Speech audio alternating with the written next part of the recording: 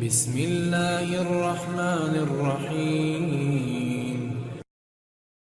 السلام علیکم۔ شادی شدہ عورتیں ضرور سنیں، یقیناً لطف آئے گا۔ سبق آموز تحریر ہے۔ کافی عرصہ پہلے کی بات ہے، ایک لڑکی جس کا نام تبسم تھا، اس کی شادی ہوئی۔ وہ سسرال میں اپنے شوہر اور ساس کے ساتھ رہتی تھی۔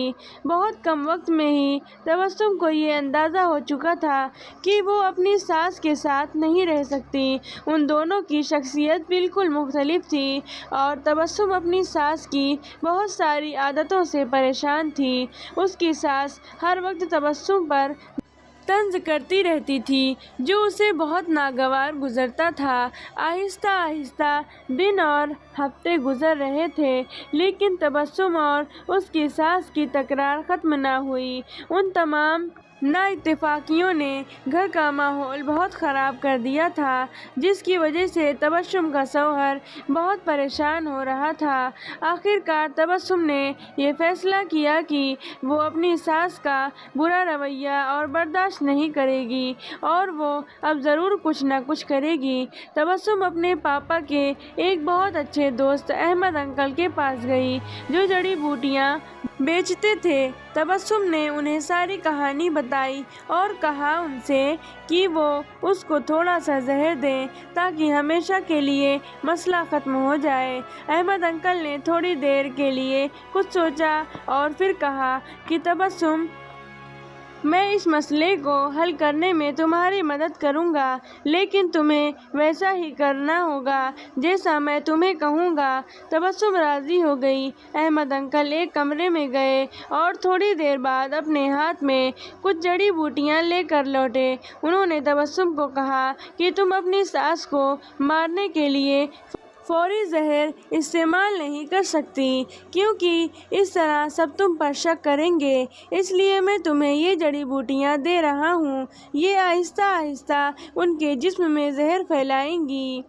ہر روز تم کچھ اچھا پکانا اور پھر انہیں کھانا دیتے وقت اس میں یہ جڑی بوٹیاں ڈال دینا۔ اور ہاں، اگر تم چاہتی ہو کہ کوئی تم پر شک نہ کرے کہ تم نے انہیں مارا ہے، تو تمہیں یہ خیال رکھنا ہوگا کہ تمہارا رویہ ان کے ساتھ بہت دوستانہ ہو۔ ان سے لڑائی مت کرنا، ہر بات ماننا اور ان کے ساتھ ایک ملکہ کی طرح برتاؤ کرنا۔ تبسم یہ سب سن کر بہت خوش ہوئی۔ اس نے احمد انکل کا شکریہ ادا کیا اور جلدی سے گھر چلی گئی، کیونکہ اب اسے اپنی ساس کو مارنے کا کام شروع کرنا تھا۔ ہفتے گزر گئے اور پھر مہینے۔ تبسم روز کچھ اچھا پکا کر اپنی ساس کو خاص طور پر پیش کرتی تھی۔ اسے یاد تھا کہ احمد انکل نے اس سے کیا کہا تھا کہ اسے اپنے غصے پر قابو رکھنا ہے، اپنی ساس کی خدمت کرنی ہے اور ان کے ساتھ اپنی ماں جیسا برتاؤ کرنا ہے۔ 6 مہینے گزر گئے۔ گھر کا نقشہ تقریباً بدل چکا تھا۔ تبسم نے کوشش کر کے اپنے غصے پر قابو پانا سیکھ لیا تھا۔ اب اکثر وہ اپنی ساس کو باتوں پر ناراض اور غصہ نہ ہوتی۔ 6 ماہ میں ایک بار بھی اس کا اپنی ساس سے جھگڑا نہیں ہوا تھا، اور اب اسے وہ بہت اچھی لگنے لگی تھیں اور ان کے ساتھ رہنا بھی آسان لگنے لگا تھا۔ اس کی ساس کا رویہ بھی اس کے ساتھ بہت بدل چکا تھا، اور وہ بھی تبسم کو اپنی بیٹیوں کی طرح پیار کرنے لگی تھیں۔ وہ اپنے سب ملنے والوں کے درمیان تبسم کی تعریفیں کرنے لگی تھیں۔ تبسم اور اس کی ساس دونوں اب ایک دوسرے کو ماں بیٹی کی طرح سمجھنے لگی تھیں۔ تبسم کا شوہر بھی یہ سب دیکھ کر بہت خوش تھا۔ ایک دن تبسم پھر احمد انکل کے پاس آئی۔ ان سے کہنے لگی کہ آپ مجھے طریقہ بتائیں کہ کیسے میں اپنی ساس کو اس زہر سے بچاؤں جو میں نے انہیں دیا ہے۔ وہ بہت بدل گئی ہیں۔ میں ان سے بہت پیار کرتی ہوں اور میں نہیں چاہتی کہ وہ اس زہر کی وجہ سے مر جائیں جو میں نے انہیں دیا ہے۔ احمد انکل مسکرائے اور کہنے لگے کہ تمہیں ڈرنے کی ضرورت نہیں، میں نے تمہیں زہر نہیں دیا تھا، بلکہ جو جڑی بوٹیاں میں نے تمہیں دی تھیں وہ وٹامن کی تھیں۔